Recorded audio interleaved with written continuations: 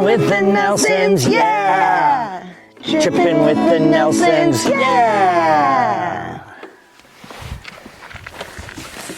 All right, we're here for episode 4, right on the heels of episode 3, because it's our first ever week 1 roundup. Well, we have a lot more material to share. Things have gotten real out here on the road all of a sudden. Yeah, this is still week 1. Day 7 right now. Day 7. Yeah, things are going swimmingly. Yeah, so after we left the church, also, I didn't say, like, what's up to Tyler and Dave and Thorin. We talked to Bryson about Bryson a lot, but, like, sorry, homies, I didn't give you a shout out. And Jen, we kind of mentioned, but what's up? That's who we went to the NoFX show, and we saw Maddie out there, and Lindsay and Chris. Yeah. I realized, like, you guys are the ones listening to this. We better give you some shout outs. Such an a-hole. But, oh, great news. You want to tell him? Should I break it to him, or should you? You go for it. We're nudists now. We're nudists now. It took one hot spring stop and we're down. Yeah, it's hilarious. We're having a great time joking about that. But we did get naked at the hot springs for 2 days, and the world saw our noodles. The inhibitions slipped away. The world saw our noodles when we were noodling nudie in the noodle pool. Yeah. The medium temperature pool, everybody would grab a bunch of pool noodles and then you like use them however is best to lay amongst them so you can float effortlessly. Yeah, in the nudie pool. And at night, our first time there, the noodles are like on this wall with these 2 lights over them, and they're motion censored, so get all nudie to the noodle wall, and then all of a sudden a big spotlight shines so you can make sure you don't grab the wrong noodle. Yeah. So all of a sudden you're just naked in the spotlight, grabbing your noodles to get it to the medium temperature swimming pool, salt and sulfur water, mineral water. Yeah. And a lot happened before we even got to the hot springs. Yeah. That was just the night before last adventure and yesterday morning. We left Bryson and Jessica's and Alana and McKenna, and we drove north to get to our first destination being where? Sardine Lake. Yeah. Yeah, so on the way to Sardine Lake, our first stop was Auburn. We got gas and decided to have lunch and had a really good, like... Nectar Cafe. Vegan, organic, gluten-free. Yeah. And cheap for us. Yeah. Like, my bowl was $8.95. Yours was like yeah. I mean, we just had waters, because by this time we're, kind of on... We're giving ourselves an allowance of $1,000 a week, and staying in an Airbnb and drinking beers at a punk show really like kind of dug into that. So we're like splitting meals on the road, really trying to see if we can like adhere to this. So we're on Friday, and I think we have $36 left out of our $1,000, including all the gas we've bought. We're also finding we're driving maybe between 15 and 14 and a half miles. Per gallon, yeah. But we've been climbing a lot in high altitude. We've been going up and down in the mountains here. Right now we're at like 4,000 feet. Oh, by the way, here we sit at Lake McLeod. This is where we got married. This is where we got married, and that's why this was an important stop on the way. This isn't the spot we got married, because when we drove in last night, we ran around the corner and the road's closed, and they must be doing some construction on the dam or something. Yeah, so we couldn't actually get to the campground where we got married by car. But this most killer lakefront spot was empty and still is. Yeah, and we had to do our first 4-buying down this trail to get here, so that was pretty macho. It's also our first, something that we're going to try to do a lot. It's our first free camping. Yes. We were going to free camp at Sardine Lake, but first night really camping, and it was getting to be evening when we got there. It was only $24 for this killer, like mostly empty campgrounds. Yeah, and while we were cruising around trying to figure out how it worked, because it seemed like it was pretty empty, but everything said reserved, and we finally realized like the guys whose job that was didn't do their job that day or something. We found free firewood. Jamie saw it, so we got a bunch of firewood from one camp and then settled on another camp with the like in a groovier scene, because on thank goodness, because on the other side of camp, all the bros came in at probably at 8 p.m. Huge mountain biking community. Big old mountain biking party. Yeah, there must be. Yeah, you drive through Downeyville on the way there, which is a major hub. So I think people do this whole circuit through the Sierras here. Yeah, and Downeyville is a trip because everyone there has a Santa Cruz mountain bike that they just leave outside of the store or outside of the bar or outside of the library unlocked. Just mountain bikes just hanging out everywhere like horses. Yeah. It was so wild. It was just and a big Santa Cruz flags flying for their bike shop, and it just, I don't know, the irony. Yeah, different style. Leaving the Santa Cruz $10,000, $15,000 mountain bikes just sitting around leaning against posts in downtown. We don't even ride ours into public. Yeah. Our mountain bikes. We ride them to mountain biking and home and lock them up inside our house. We don't even have mountain bikes, actually.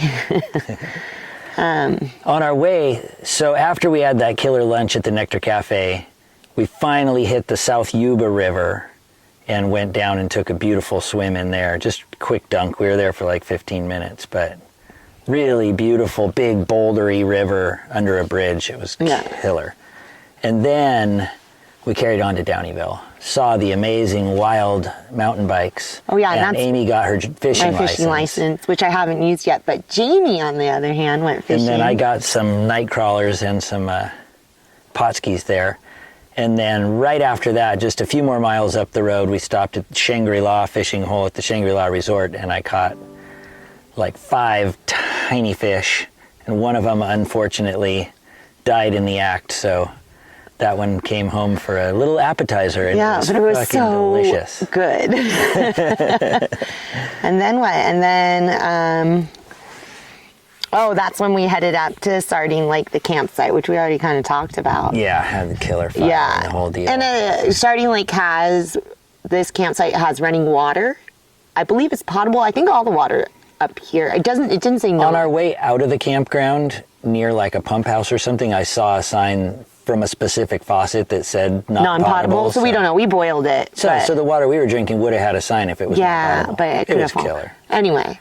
How could it not be? We're right next to a double glacial lake with a creek running down the hill. And then they had pit toilets, which I actually prefer over portaloos any day because you don't get the splash.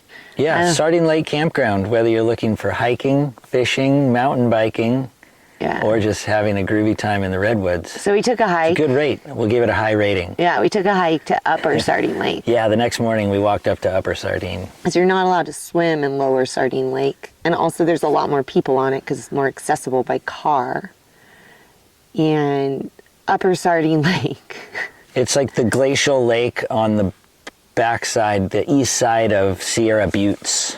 Yeah, we had it to ourselves for at least 2 or 3 hours. Yeah. And just, really beautiful, stunning place.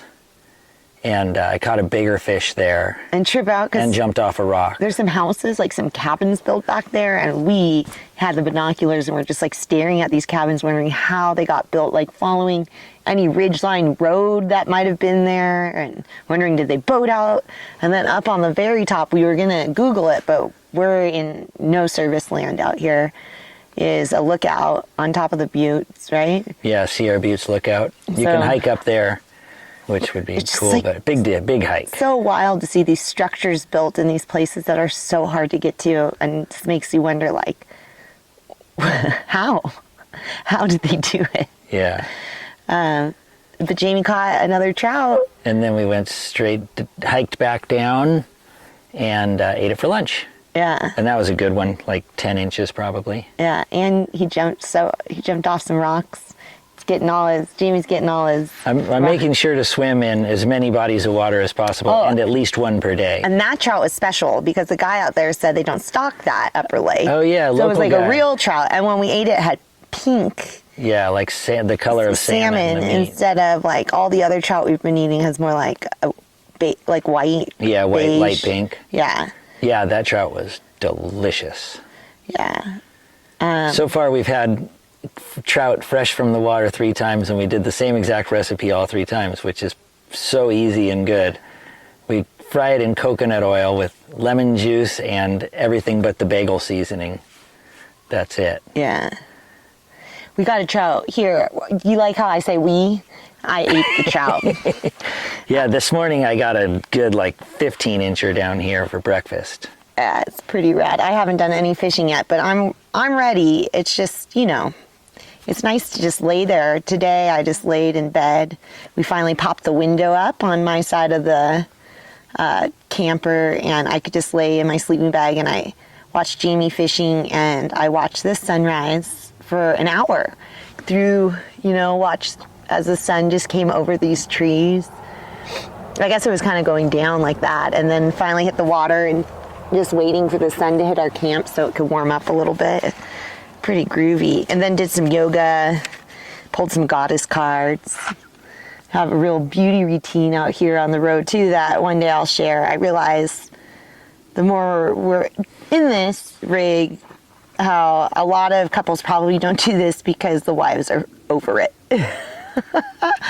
And so there are some ways to, we'll talk about that another time, but to kind of keep that, your feminine, just all your beauty rituals and stuff going. Anyway, that's another subject. What else, Jamie? Well, when we left Sardine Lake, that's when we drove. That's when we drove to Sierraville and went to Sierra Hot Springs, where we camped and enjoyed an array of different spa-type things. They have the meditation pool, which is bubbling straight out of the ground. And it's, obviously improved with some rocks and stuff. It wasn't quite hot enough. They said it was 98 to 100 or something, but it was cool and it was stinky. So you knew it was real, and there was no plumbing around it. That was nice. But then you go up to the dome pools, the main pools area, and there was a swimming pool that was natural mineral and salt water, and it was about at 98 degrees as well. And then there was the hot pool in the dome that they said was up to 112, right? 108 to 112, depending on what was bubbling out of the ground. And then they had 2 dunking cold pools in there. So you could do, and a sauna, so you could do full-on Swedish thermal cycles, and it was radical. And it would get you so hot that you could lay naked under the stars, in 34-degree weather, or whatever it was that night, 40-degree weather, until you got cold enough. Same with during the day. The next day it was so fun to be sunbathing in 45-degree weather and feeling fantastic about it. Mm-hmm. I loved every moment of that place. Communal kitchen, that's rad too. So this place you could just show up. I think it's $45 a person. You have to buy a membership for $5 a night, and it gets you a campsite in the meadow. But they have a fully loaded kitchen, so you just have to bring food. You wouldn't have to bring any camping equipment for cooking. They have it all. And you're not even allowed to use your stove down in the meadow. Yeah. So you could really retreat there. I definitely want to go back. I think it's 4.5 to 5 hours from Santa Cruz. Yeah, it's I want to say 45 minutes north of Truckee on 89. Yeah. So whatever it takes you to get to They have Truckee. an airport, so you could fly there. There is an airport next door. Just cow pastures everywhere. I mean, it's so picturesque and pristine, and it's really groovy that this place is open to the public, and it has a little bit more of a hippie vibe still living there. Dying art in Santa Cruz, we're losing kind of that. We don't really have a hippie vibe anymore, so it's fun to get up in Northern California where they're keeping it alive for us. Yeah. There were some, I want to say 70-year-old. There's somebody forward driving down to our spot. We need to take a break. We got to move this stuff, I guess. Yeah. Tripping with the Nelsons, yeah. Tripping with the Nelsons, yeah. Do you know how embarrassing and weird it is to be sitting out in desolate nature, filming a podcast, and then some bros rolled by down the road? That's a hard one to swallow. That was pretty embarrassing. But that is who we are now. We're nudists. There was a chick at Sierra Hot Springs named Melanie or something who walked up to us. She had spiky blonde hair and was wearing a robe. And she's like, I heard you guys trimmed weed. Do you want some of these? Do you do edibles? Do you do edibles? I make these edibles. And she hands me this bag, and I kid you not, it's like these tiny hearts that are 200 milligrams of weed per candy. And she has these lollipops that are 400 milligrams of weed. Like, she's she makes 300 milligram gum that she chooses 6 times a day. Yeah, she told us, tell her what the 5 milligrams that we're used to. Yeah, she's like, do you guys do edibles? And I said, yeah, I like the 5 milligram gummies. And she said, oh, so do you feel it? Because at 5 milligrams, you're not going to get high. You're not going to feel it. You'll still get medicinal benefits. You'll get it on board, but you're not going to feel it. And she's talking about doing 200 to 400 milligram doses. She said some years ago, she overdosed on weed. She was high for 2 days, and that's overdosing. And once you do it once, you can't do it again. She also told us that she can trim 9 pounds of weed in a day. So this is like the superwoman of weed. To like marketable quality. Yeah, she has a little like shaker thing. She has a few equipment. She has a trim bag, and then she doesn't use metal scissors ever. She just hand does it. And says that, you know, she ships it places. So. Yeah. She's a hardcore weed lady. Yeah, hardcore weed lady. And she was experimenting for her first time with microdosing mushrooms. And Jamie and I are like, oh, what do you got? Like, you got some capsules? You got some chocolates? Or what's... She's like, no. And she just brings out these huge, like, megadon psychedelic mushrooms. She's like, we're just taking little pieces off these. And that is, like, how Jamie and I... microdosed for so long, and we were almost like, oh, we'll join you. Yeah. But we passed. But boy, was that they funny. were funny. Yeah, funny. Then later that night, when we were in the showering room, locker room for the main dome thing, and there was just like me and like 7 women. Probably like 9 women. 9 women. They're all like getting out of the tub, all changing and drying off and talking Girls Week stuff. And then that same lady, Melanie, lost her keys. Like, I lost a key. So all the women are like searching around under the benches and whatever in the changing room, obviously in, you know, varying levels of undress. Yeah, and then we saw the same ladies later on. They were like laid in the back of their truck. They just had like a queen size mattress back there, and then they had an umbrella, like a patio umbrella. Just like, stuffed into one of the like bedside holes. Yeah, in case it rained. That was their sleeping situation these gals for were Melanie classic. and Sally. Yes, was that Sally. They were too funny. We gave him some honey.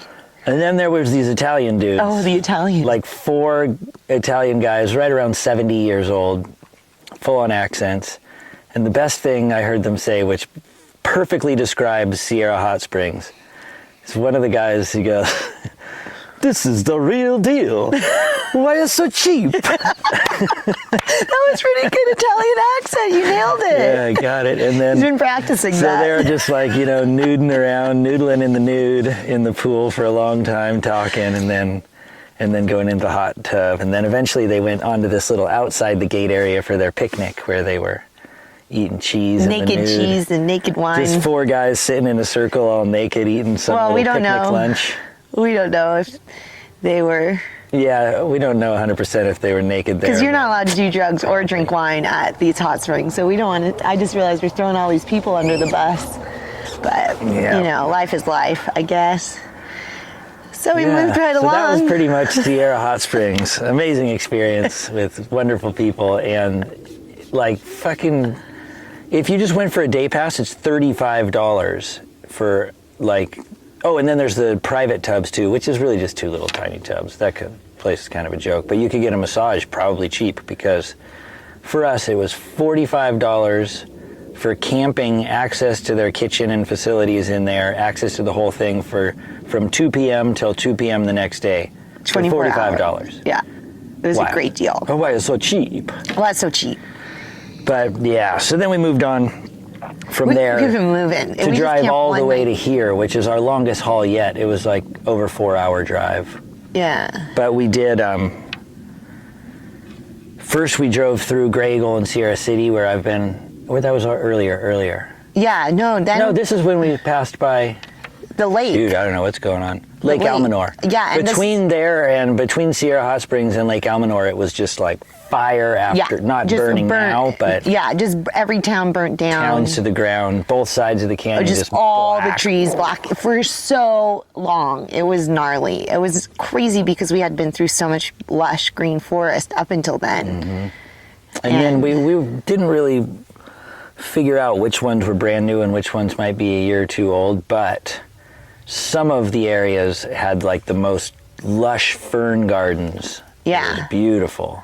Yeah, like it's the cool to undergrowth see was that. just, And it then must have been in the spring. Jamie like there's jumped in that lake. What is it Yeah, called? then we went around Lake Almanor, which was beautiful, and took a little swim in there to I put my feet in. check another body of water off the list. Yeah. The Sierra Hot Springs pools counted as a body of water because they were natural coming out of the ground. But I'm trying to get a different one every day, so had to swim in Lake Almanor. And then we stopped in Quincy, where I've been before for that High Sierra High Music Sierra Festival. Music Festival. Famous. I think I saw the fairgrounds or whatever. I just looked for horse troughs. That's all I really remember. I think I went there in like 2003 or 4 or something. Yeah, but we stopped at this groovy food co-op that we loved. Great little market. Got invited to a birthday Nice people. party to a local guy, but we missed Yeah, it. it was this dude's 70th birthday. Apparently he never comes out of the valley, wherever that is. And the checker, the cashier, was like teasing him that there's been a lot of people coming from out of town for your birthday party. But it turns out it was true. And he basically invited us to his birthday party where there was going to be way too much beer to handle and live music by a great band. Yeah, we missed out on that. It was awesome because we had plans to come here. And so then we finally drove through the burnt out trees and got super sentimental because this area means so much to us. And did our forebuying. You know, we tried to go to where the actual wedding site, got turned around and ended up in a way better spot with like way easier lake access. Last time we came here, this place was like raging, full of people partying, Yeah, you know? several trucks and boats docked below and everything. Yeah, and we thought, oh, that would be cool to go there. So, yeah. Lord. So then today, even better, another reason it's even better that we ended up camping here is that we had to blow up our inflatable stand-up paddle boards for the first time on our trip and paddle all the way over to Star City Camp, Star City Creek Camp, which is where we got married. And that was just gorgeous. I mean, look at this water. Unreal. So we paddled all the way over there. And warm, then just in a walked bikini. around. The water was way lower than when we got married, yeah. so we had to walk barefoot across some. But we're really stuff. learning about our barefoot walking. Like, look where you go, and you kind of navigate your path based more of like what looks softer to walk on than just directly to the. It's we're learning old tricks, barefoot walking, and I don't know. And how rad that we got married here. It just trips us out. That's one of those things where the universe took control of a situation. Our wedding was canceled. We were going to have a huge block party with like 300 people on Anderson Street, and we ended up having 8 guests back here in this back country because all the campsites closed the day we were driving up here.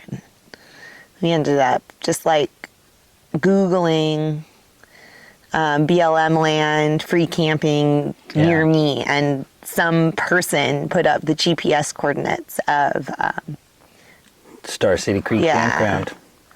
Yeah. And there is, other than that, and this, which seems pretty renegade, there is no camping near this reservoir.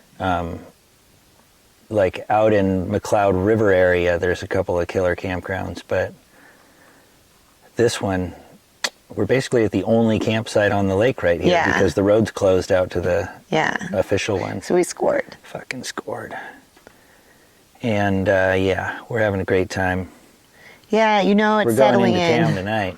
Settling in. I've been without a phone all week, and I'm definitely going through withdrawal. Like, it's wild. to experience the whole thing because all I want is to disconnect. And at the same time, ironically, we're doing the social media stuff. But I felt myself like panicking.